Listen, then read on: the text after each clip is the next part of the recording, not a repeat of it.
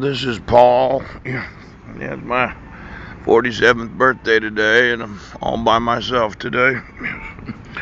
I was looking at what's called the True Bill, the agreement of a grand jury with the prosecuting attorney that an indictment should be made against an accused person. The grand jury endorses the indictment by stamping the words "True Bill" on the document. Yes. Now, I just want to be 100% honest. I do not understand the grand jury. Yes. I understand being sued for the criminality of electrocuting the population. Right. I understand for being arrested for putting clones on the esophagus, the lungs, and the nostrils of the population so that they have to hear a crackling sound while going to sleep, or putting clones on people so they can't breathe, their nostrils don't work, they have all kinds of breathing problems. I understand that type of lawsuit. I understand leaking the electricity so that you can put your electric grid in the bodies of those that you obligate to shop at certain stores because you've been getting paid to corrupt the laws of the United States. I understand that.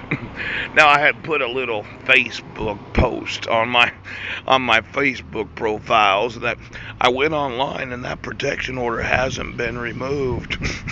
The sheriff hasn't removed from the vine that 10-year protection order where there's no jurisdiction.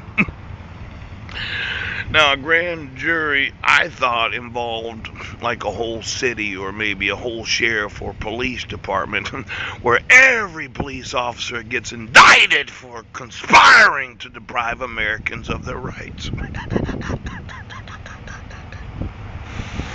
But this says a true bill is just an indictment against an accused person.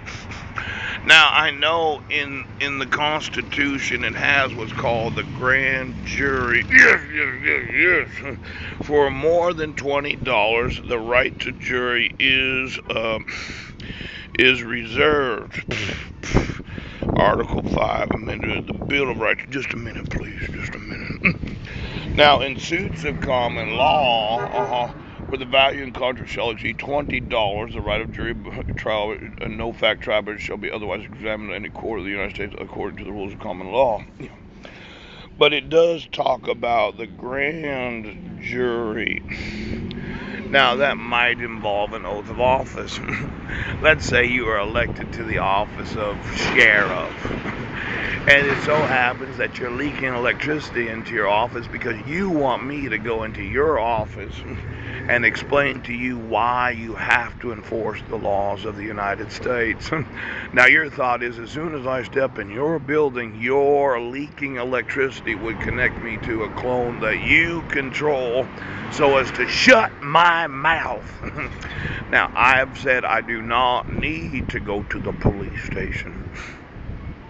I do not need to go to the sheriff's department. There is no jurisdiction for me to motion the court because I was not given notice or opportunity to be heard.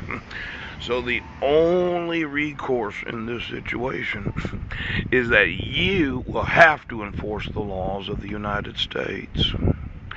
Now, the grand jury is something that has been around for quite a long time, and I haven't heard of any grand jury indictments recently. But I'm not above making sure that every oath gets a grand jury indictment. Every oath. Now, I know when I emailed 7,000 emails in one day. It could be that, who is it, that prosecutor, commander-in-chief, I know it's in here someplace. You know what? Let me call you back. I'm going to look it up, find out what a grand jury is.